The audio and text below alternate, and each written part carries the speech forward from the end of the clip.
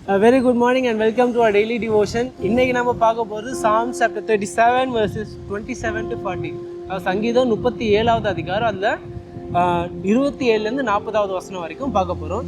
ஒரு சின்ன சம்மரியாக பார்க்க போது இந்த செக்ஷனில் வந்து என்ன பண்ணுறாரு, அந்த சங்கீதம் வந்து ஒரு அந்த கவலை, இப்போ நம்ம பார்த்த முன்னாடி 2 சங்கீதத்தில் கவலையை பற்றி பேசிட்டு இருக்கோம். ஸோ அந்த கவலைக்கு ஒரு பதிலோட முடிக்கிறாங்க. என்ன சொல்கிறாங்கன்னா, துர்மாக்கா வந்து என்ன பண்ணுவோம், ஆண்டவரால் கட் அவுட் பண்ணுவாங்க. ஸோ ஆண்டவர் வந்து துர்மாக்கனை தள்ளிவிட்டு என்ன பண்ணுவார், பரிசுத்தவானை வந்து என்ன பண்ணுவார், ஏற்றுக்கொள்வார். இந்த ரைச்சஸ் வில் இன்ஹெரிட் தி லேண்ட்னு சொல்கிறாங்க. ஸோ என்ன சொல்கிறார், ஆண்டவர் வந்து பரிசுத்தவான்களை அவர் என்ன பண்ண மாட்டார், கைவிட மாட்டார் சொல்லிட்டு அவங்க என்ன பண்ணுறாங்க, ஆண்டவர் தக்க வச்சுப்பார். அவங்க படுற பாடுகள் கஷ்டங்கள் எல்லாத்தையும் மீறி ஆண்டவர் என்ன பண்ணுவார், அவங்கள தக்க வச்சுப்பார். இவில் பிரிசர்வியர்னு சொல்கிறாங்க.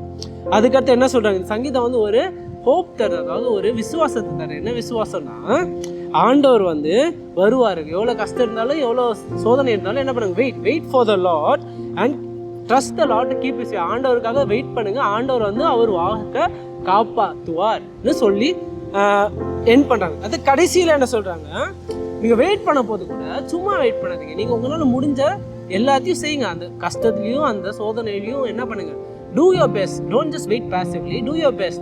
And but அந்த நம்ம என்ன ஞாபகம் வச்சுக்கணும்னா, ஆண்டவர் வந்து அவர் வாக்க வச்சுப்பார், ஆண்டவர் அவர் வாக்க காப்பாற்றுவார். நம்ம எவ்வளோ முயற்சி செஞ்சாலும் ஆண்டவர் வந்து இறுதியில் அவரை என்ன பண்ணுவார், பரிசுத்தவான்களுக்கு அவர் தக்க வச்சுப்பார். ஈவன் பர்சவியர் த செயின்ஸ்ன்னு சொல்லி அந்த ஹோப்போட வேர்டை வச்சு என்ன பண்ணுறாங்க, இந்த சங்கீதத்தை ஃபினிஷ் பண்ணுறாங்க. ஸோ இதில் நம்ம ஃபோக்கஸ் பண்ண போகிற வேர்டு வந்து verse 34. So Psalm 37 verse 34 which says, wait for the Lord and keep his way and he will exalt you to inherit the land. இன்னொரு சொல்கிறேன், wait for the Lord and keep his way and he will exalt you to inherit the land. So இதில் நம்ம என்ன எடுத்துக்க போகிறோம் டேக்அவேனா, சிம்பிளாக சொல்லணும்னா, ஆண்டவருக்காக காத்திருக்கிறது, ஆண்டவர் அவர் வந்து நம்ம ஜெபத்துக்கு நம்ம கஷ்டத்துக்கு பதில் தரது, வெயிட் பண்ணுறது வந்து ஒரு கஷ்டமான விஷயம்தான். ஆனால் அது நம்மளுக்கு என்ன காட்டுது, நம்மளுக்கு அந்த விசுவாசத்தை காட்டுது. It shows the faith and faithfulness of us. So நம்ம என்ன நம்பணும், ஆண்டவரோட டைமிங், ஆண்டவர் வந்து அவரோட டைமிங் வந்து கரெக்டான நேரத்தில் என்ன பண்ணுவார், நம்மளுக்கு எப்போ உதவணுமோ எப்போ கை கொடுக்கணுமோ கொடுப்பாரு. ஏன்னா ஆண்டவரோட ஞானம் நம்மளோட நிறைய, ஆண்டவரோட wisdom is lot more than as. So ஆண்டவரோட டைமிங் என்ன, நம்ம நினச்ச டைமிங்கோட 1000 மடங்கு பெட்டருன்னு நம்ம அறிஞ்சுக்கிட்டு என்ன பண்ணுவோம், ஆண்டவரோட டைமிங்கை நம்ம என்ன பண்ணுவோம், ட்ரஸ்ட் பண்ணுவோம். அந்த விசுவாசம் இருக்கும்.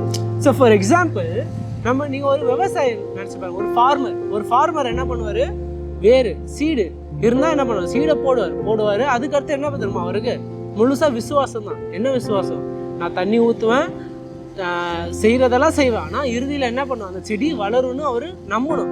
எந்த பெஸ்ட்டும் வராது, எந்த பாதிப்பும் வராது, அதெல்லாம் அவர் கையில் இல்லை. ஆனால் அவர் என்ன பண்ணுவார், அந்த விசுவாசம் இருக்குது. என்ன விசுவாசம், இத்தனை மாதம் கழித்து எனக்கு என்ன வரும், நான் போட்ட சீடு வளரும், செடியாக வளரும், அதுலேருந்து என்ன வரும், எனக்கு ஹார்வெஸ்ட் வரும், எனக்கு ஒரு ஹார்வெஸ்ட் வரும். அதை ஹார்வெஸ்ட் கலெக்ட் பண்ணிவிட்டு நான் விற்றா நான் போட்ட எஃபர்ட்டுக்கெல்லாம் என்ன பண்ணும், இறுதியில் எனக்கு என்ன வரும், விலை வரும். I will get the result for my efforts. நான் இவ்வளோ பண்ண கஷ்டத்துக்கு எனக்கு என்ன வரும், ஒரு பதில் வரும். 6-7 மாதம் கழித்து நான் போட்ட விதை வளர்ந்து ஒரு செடியாகி அதை வந்து வெட்டி ஹார்வெஸ்ட் பண்ணி விற்க போது எனக்கு என்ன வரும், அவருக்கு அந்த விசுவாசம் இருக்குது. அவர் அந்த சீடை எப்பவுமே பார்த்துட்டே இருப்பாரா, இல்லை, அவர் உள்ளே பார்க்கணுமே, அவர் போட்டதான். அதுக்கப்புறம் அவருக்கு தெரியாது. சீடை போட்டுட்டு ஃபார்மர் என்ன பண்ணுவார், அந்த விசுவாசத்தோடு அவர் என்ன பண்ணுவார், தண்ணி போடுவார், ஏதோ வீட்ஸ் ஏதோ கடுகு இருந்தால் எடுப்பார், கட்டை இருந்தால் எடுப்பார், பெஸ்ட் இருந்தால் கண்ட்ரோல் பண்ணுவார். ஆனால் அவர் என்ன பண்ணுவார், இறுதியில் அவரால் முடிஞ்ச அளவுக்கு பண்ணி இறுதியில் என்ன வரும், அந்த வேறு வளரும், அந்த சீடு வளரும், அந்த செடி வளரும். அதே மாதிரி தான் நம்மளும் என்ன பண்ணுவோம், ஆண்டவர் வந்து குறிப்பிட்ட டைமில் அவர் செயல்படுவார். அதே இந்த ஃபார்மர் பண்ணுற மாதிரி தண்ணி ஊற்றுறது, வீட்ஸ் எடுக்கிறது, அதுக்கப்புறம் வேறு என்ன பண்ணுவாங்க ஃபார்மர்ஸு, பெஸ்ட்டு இந்த பூச்சிங்களெல்லாம் தடுக்கிறதெல்லாம் என்ன பண்ணுவார். அதே மாதிரி நம்மளும் நம்மளால் முடிஞ்ச அளவுக்கு இருந்த கஷ்டத்துலையும் இருந்த சோதனையும் என்ன பண்ணணும், நம்மளும் நம்ம செயல்கள் செய்யணும். நம்மளால ஆண்டவர் கொடுத்த பலன், ஆண்டவர் கொடுத்த கிருபை, ஆண்டவர் கொடுத்த ஞானத்தை வச்சு எவ்வளோ முடியும் நம்ம செய்யணும். குறிப்பிட்ட நேரத்தில் ஆண்டவர் ஆனால் என்ன செய்வார், அவரோட ஹெல்பிங் ஹேண்ட், அவரோட கரங்களை நம்மளுக்கு கொடுப்பார் என்ற அந்த நம்பிக்கை நம்மளுக்கு என்ன இருக்கணும், எப்போவுமே இருக்கணும். அதுதான் இந்த சங்கீதத்தில் நம்ம எடுத்துக்க போகிறோம், இந்த செக்ஷனில் எடுக்க போகிற டேக்அவே தான். ஒரு சின்ன ப்ரேயரோட முடிப்போம். Our loving Heavenly Father, thank you for this wonderful devotion and this wonderful reminder that, Lord, no matter how hopeless it may seem to our fragile lives, that you are always there, Lord. Your watchful eyes is always over us and that you are always looking after us, Lord. Lord, thank you for this, Lord. Lord, help us to persevere the faith that you have given us, and Lord, give us the strength and the grace and the wisdom to go through all of life's difficulties, and give us the wisdom to hold on until you help us in your timely manner. All of this in Christ's name I pray.